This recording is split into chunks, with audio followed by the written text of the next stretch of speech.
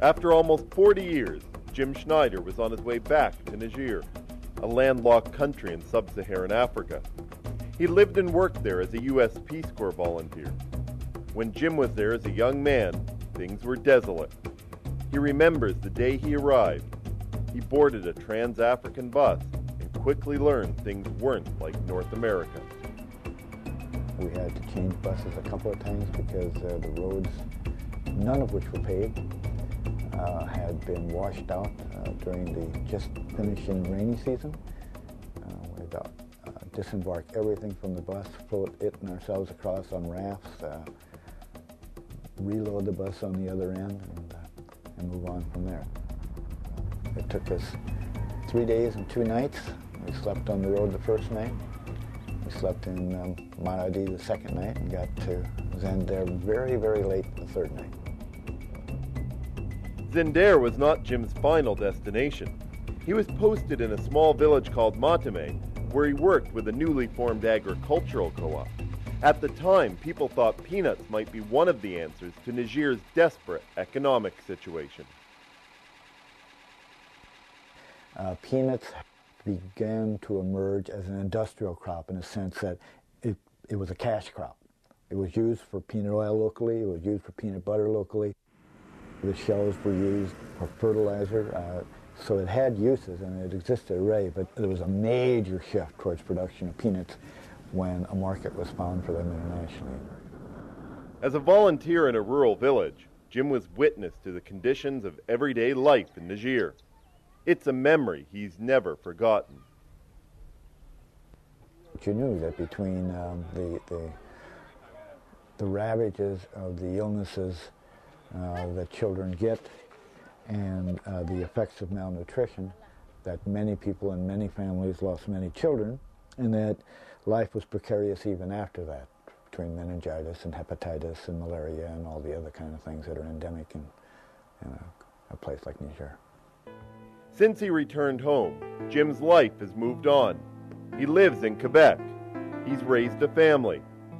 Niger has moved on too, but not in the way Jim might have hoped when he left the country almost 40 years ago.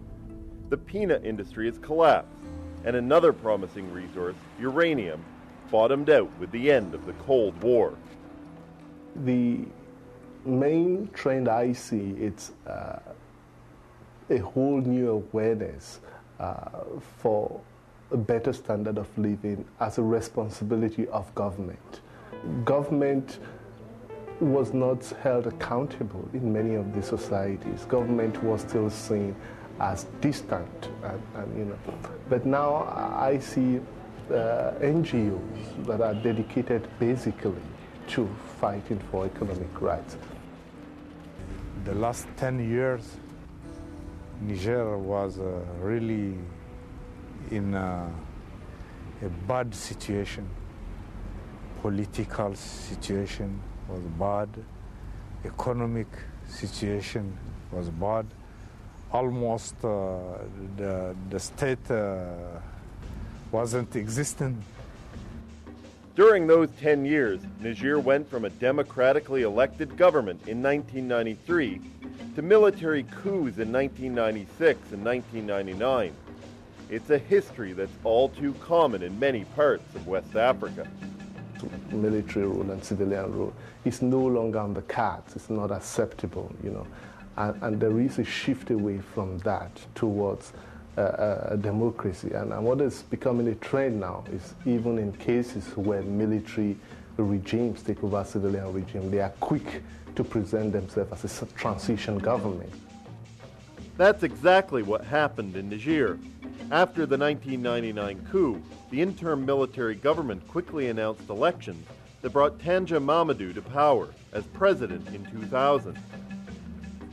But the price of years of military rule has been grave. Not only did large parts of Niger's citizenry become alienated from government, but foreign assistance, Canadian included, disappeared. Conditions in Niger worsened. Niger's weak economy and meager base of natural resources has resulted in little infrastructure development, few paved roads, an almost non-existent air service, no rail service, and unreliable telecommunications further hampers Niger's potential. The population of Niger has boomed during years of drought, famine, and political instability. Outside of the capital, there's not much happening. Governments have been more interested in building Western-style capital cities rather than evenly distributing the products of economic development. And one of the major effects that has had is that it has alienated rural folks. It has alienated people who are not in the urban center. It has alienated the uneducated. So that there is a gulf in most African society between those usually urban educated elites and the mass of the rural folks who do not have these basic amenities in the rural area. Another implication is that it has led to what has become vast rural-urban migration. A lot of people are leaving the rural areas to the urban areas because that is the only place where they can get good education, electricity, good water, and these basic amenities. In 1997, Jim accepted an invitation to return to Niger to help mark the 35th anniversary of Peace Corps in Niger. This despite the desperate state of Niger's economy and the unstable political situation. On a visit to the village of Kantash, near Matame, Munzo, the master drum maker, and his family entertained Jim and his other Peace Corps visitors.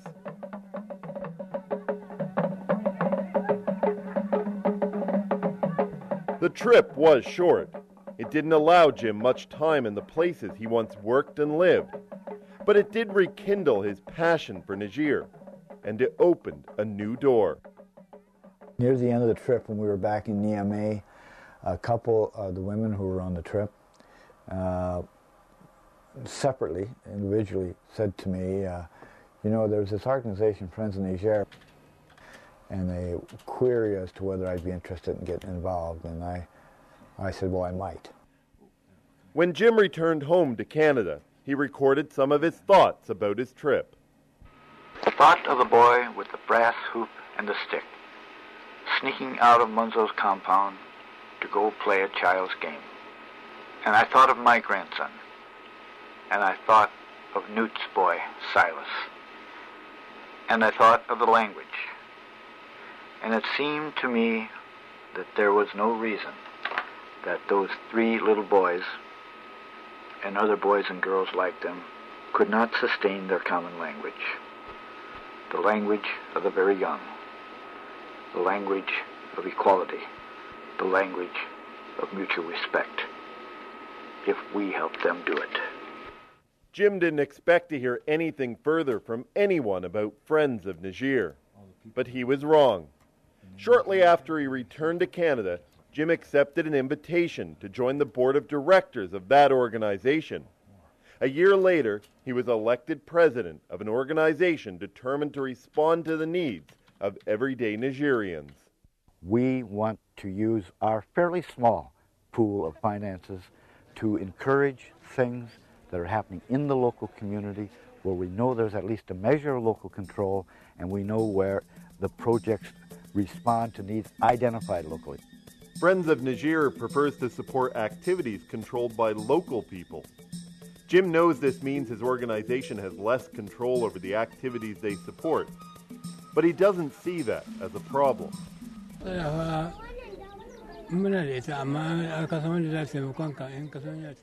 It is difficult to ask somebody to help you. But the situation is so hard, some families leave the village. When you know there is someone who could help you, you ask them. When I go in the village, I talk with them. We talk about the project. They also told me what they want. But I told them that everything must be step by step. I feel I can go back now to our board, I can go back now to our members, and in good faith say, not only did we have the right intent when we did this, but what kinds of things we hoped would happen are actually happening. Is that they have the capacity, the confidence to take charge of their own affairs. And so it's a springboard in the other